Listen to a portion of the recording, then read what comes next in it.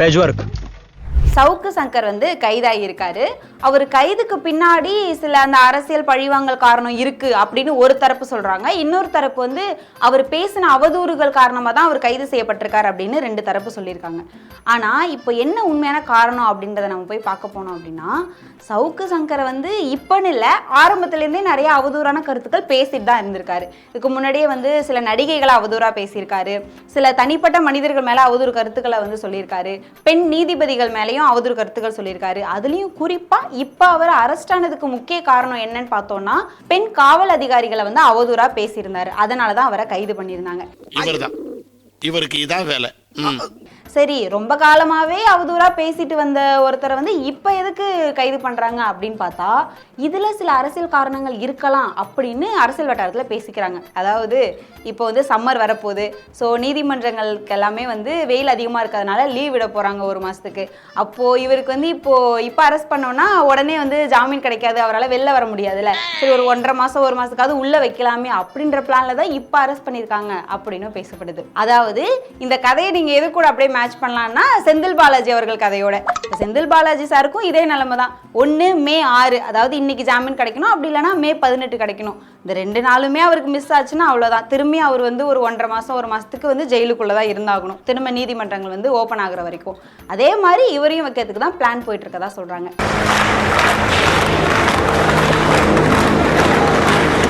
இதுக்கு நடுவில் சவுக்கு சங்கர் கைதாகிறதுக்கு ஒரு நாளைக்கு முன்னாடி நம்ம எதிர்கட்சி தலைவர் எடப்பாடி பழனிசாமி என்ன பேசியிருந்தார் அப்படின்னா, இங்கே சவுக்கு மீடியாவோட கருத்து சுதந்திரம் வந்து பறிக்கப்படுது, சுதந்திரமாக ஒரு கருத்துக்கு சொல்கிறதுக்கு கூட உரிமை இல்லையா அப்படி இப்படின்னு பேசியிருந்தார்.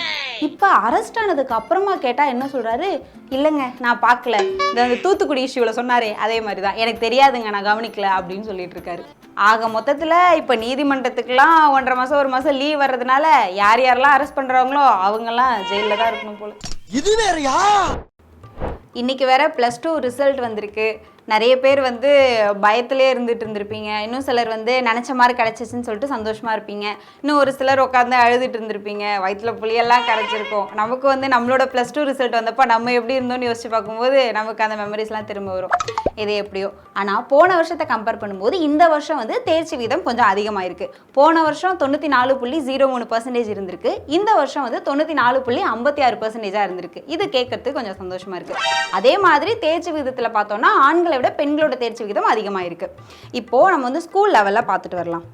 அரசு பள்ளிகளில் வந்து 91.02% வந்து தேர்ச்சி வீதமாக இருக்கு. அதுவே அரசு உதவி பெறும் பள்ளிகளில் 95.49% இருக்கு. தனியார் பள்ளிகளில் 96.7% இருக்கு. இருபாலர் பள்ளிகளில் 94.7%, பெண்கள் பள்ளிகளில் 96.39% இருக்கு. இதில் பார்த்தோம்னா தனியார் பள்ளிகள், அதாவது பிரைவேட் ஸ்கூலை கம்பேர் பண்ணும்போது கவர்மெண்ட் ஸ்கூலோட தேர்ச்சி வீதம் வந்து கொஞ்சம் கம்மியாக இருக்கு. இது கேட்கறதுக்கு கொஞ்சம் வருத்தமாக தான் இருக்கு. இதுக்கப்புறம் வர காலங்களில் வந்து மாணவர்களுக்கு நெருக்கடி கொடுக்காம கொஞ்சம் புரிதல் கல்வியை வந்து ஆசிரியர்கள் ஏற்படுத்தினா இன்னும் ஈஸியாக இருக்கும். அதே மாதிரி தமிழ் பாடத்தில் 35 பேர் 100க்கு 100, அதாவது சென்டம் போட்டிருக்காங்க. இங்கிலீஷில் பார்த்தோன்னா 7 பேர் வந்து சென்டம் போட்டிருக்காங்க. இப்போ தமிழ்நாட்டில் வந்து தமிழ் கல்வியே இல்லை, தமிழே படிக்க முடியல அப்படி இப்படின்னு சொல்கிறவங்களுக்கு இந்த எடுத்துக்காட்டை சொல்லலாம், தமிழில் இத்தனை பேர் சென்டம் போட்டிருக்காங்க அப்படின்னு. சரி, இப்போ நம்ம +2 பற்றி பார்த்துட்டோம். அப்படியே கொஞ்சம் தள்ளி போய் நீட் எக்ஸாமையும் பார்த்துட்டு வந்துடும். ஏன்னா நேற்று தான் நீட் எக்ஸாம் நடந்திருக்கு. இப்போது நீட்டை வந்து நம்ம தமிழ்நாட்டில் பொறுத்த வரைக்கும் நீட்டை வந்து ஆதரிக்கணும், நீட் எக்ஸாம் ரொம்ப நல்லது, அதை வைக்கணும் அப்படின்னு ஒரு தரப்பு பேசுவாங்க. இன்னொரு தரப்பை சேர்ந்தவங்க இல்லை நீட் கூடாது, அதனால் நிறைய குழந்தைங்க வந்து உயிரிழக்கிறாங்க, இது தேவையில்லாதது அப்படி இப்படின்னு சொல்லிட்டு 2 தரப்பு வாதங்கள் வந்து போயிட்டு தான் இருக்குது. இப்போது நேற்று நடந்த நீட் எக்ஸாமில் நிறைய வந்து பரபரப்பான விஷயங்கள் வந்து நம்ம பார்த்துருப்போம். ஒரு பொண்ணு வந்து கேரளாலேருந்து வந்திருக்காங்க, 10 நிமிஷம் லேட்டாக வந்துட்டாங்க. 10 நிமிஷம் லேட்டாக வந்த காரணத்துக்காக அவங்கள உள்ள விடலை, அவங்க வந்து வெளியே நின்று அழுதுட்டு இருந்தாங்க. இந்த காட்சிகளை நம்ம நியூஸில் பார்த்துருப்போம்.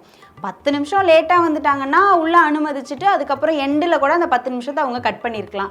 அதுவும் இன்னொரு கேள்வி நிறைய தரப்பு எழுப்புறது என்ன அப்படின்னா, ஒரு மாநிலத்தை சேர்ந்தவங்களுக்கு அந்த மாநிலத்திலே சென்டர் போடலாம்ல, அப்போ தானே அவங்களுக்கும் ஈஸியாக இருக்கும். இப்படி வந்து எக்ஸாம் எழுதணுன்றதே வந்து ரிலாக்ஸாக போய் நம்ம எழுதினா தான் நம்ம படித்ததெல்லாம் வந்து நம்ம திரும்ப வந்து ஞாபகப்படுத்தி எழுத முடியும்.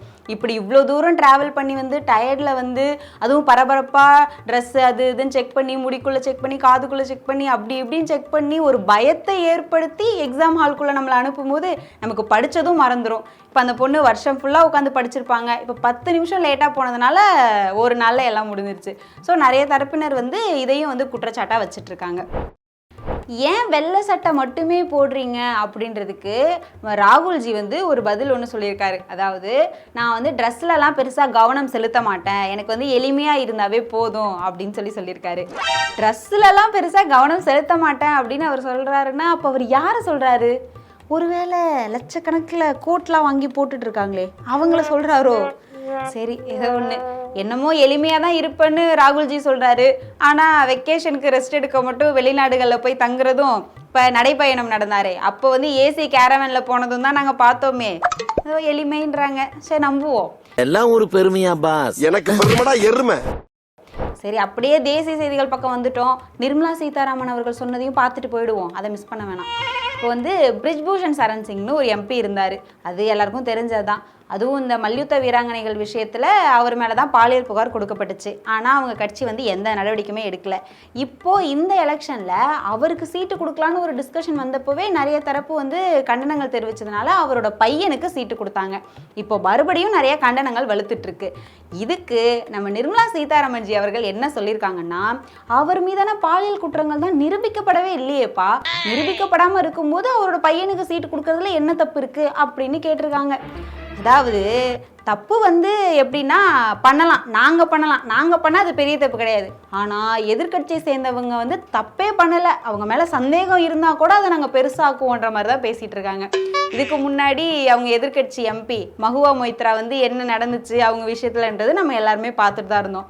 ஆனால் இவங்க விஷயத்தில் பார்த்தோன்னா இவ்வளோ குற்றச்சாட்டுகள் வச்சும் அவ்வளோ பெரிய போராட்டம் அவ்வளோ நாள் நடந்துமே, அதுவும் உலக நாடுகள் மத்தியிலையும் இந்த போராட்டம் கவனம் ஈர்த்துமே இவங்க வந்து இன்னும் வந்து நிரூபிக்கப்படலை குற்றம் அப்படின்னு சொல்லி அவங்களுக்கு சப்போர்ட் பண்ணி பேசிக்கிட்டு இருக்காங்க.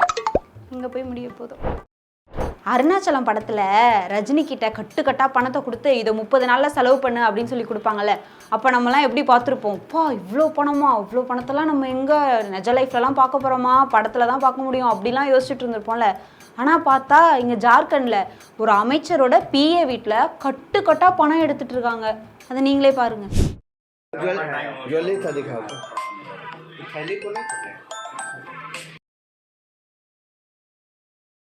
20 கோடி கிட்ட பணத்தை எடுத்திருக்காங்க, அதுவும் அமைச்சரோட பிஏ வீட்டில். அப்போ இந்த பணம்லாம் எதுக்கு யூஸ் பண்ண போகிறாங்க? எப்படியும் எலெக்ஷன் டைமில் மக்களுக்கு கொடுக்கறதுக்காக தான் இருக்கும். மக்களே உஷாராக இருந்துக்கோங்க. இப்போ எலெக்ஷனுக்கு முன்னாடி கொஞ்சமாக பணத்தை கொடுத்துட்டு அதுக்கப்புறம் எலெக்ஷனுக்கு அப்புறம் இதை விட அதிக பணத்தை சம்பாரிச்சிருவாங்க. அதனால் உஷாராக இருந்துக்கோங்க. ஜம்மு காஷ்மீரில் பூஞ்ச் அப்படின்ற ஒரு பகுதியில் ஒரு பயங்கரவாத தாக்குதல் ஒன்று நடந்துச்சு. அதில் விமானப்படை வீரர் ஒருத்தர் உயிரிழந்தார், மேலும் வந்து ஒரு 4 பேர் காயமடைஞ்சிருந்தாங்க.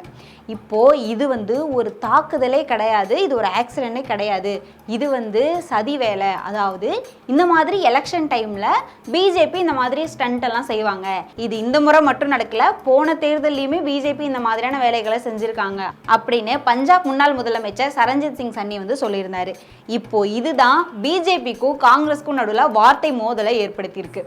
இவர் சொன்ன கருத்துக்கு ஆதரவாக தான் நிறைய எதிர்கட்சி தலைவர்கள் இதே மாதிரி தான் பரவலாக கருத்து சொல்லிட்டு இருக்காங்க. அதாவது தேர்தல்னு ஒன்று நெருங்கிட்டாலே பிஜேபி வந்து ஏதாவது ஒரு பகுதியில் வந்து கலவரத்தை உண்டு பண்ணி தேர்தலை தன்வசப்படுத்திக்கிறாங்க, கலவரம் மூலமாக தான் இவங்க ஜெயிக்கிறாங்க அப்படின்ற கருத்து தான் பரவலாக இருந்துட்டு இருக்கு. இப்போ என்ன நடக்க போகுதுன்னு பார்ப்போம். உனக்கு பிடிக்கலன்னா காசை வாங்கிட்டு போ, அனாவசியமா பேசி வியாபாரத்தை கெடுக்காத.